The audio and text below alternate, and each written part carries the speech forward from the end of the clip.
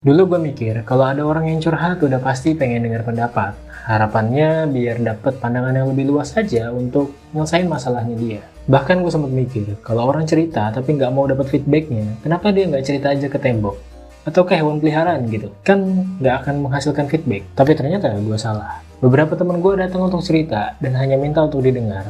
Ya alias memvalidasi perasaannya tanpa harus merasa dihakimi. Karena penasaran, gue coba nyari tahu alasannya dari sisi sains. Kenapa sih kita butuh manusia lain cuman buat dengerin kita ngeluh aja? Ternyata jawabannya ada di cara kerja otak kita. Ada penelitian dari seorang psikolog namanya Matthew Lieberman. Dia mengatakan ada konsep yang namanya affect labeling. Intinya, pas kita lagi ceritain suatu masalah, amigdala alias alarm panik di otak kita itu tensinya menurun. Dan sebaliknya, hal itu justru ngebangunin otak depan kita yang biasanya ngurusin logika. Makanya ketika habis curhat, kita ngerasa lebih lega, walau sebenarnya masalah kita tuh belum selesai. So, kenapa mereka nggak cerita ke benda mati aja? Karena benda mati nggak punya empati, Pak. Sebab kita kalau cerita ke manusia, sebenarnya kita lagi nyari koneksi. Sebatas tatapan mata atau anggukan kecil aja udah bikin orang lain ngerasa, oh iya, perasaan gue divalidasi. So, besok-besok kalau ada temen lo yang dateng cuma mau cerita, ya udahlah ya, pasang telinga, sambil ngopi juga udah cukup lah buat mereka.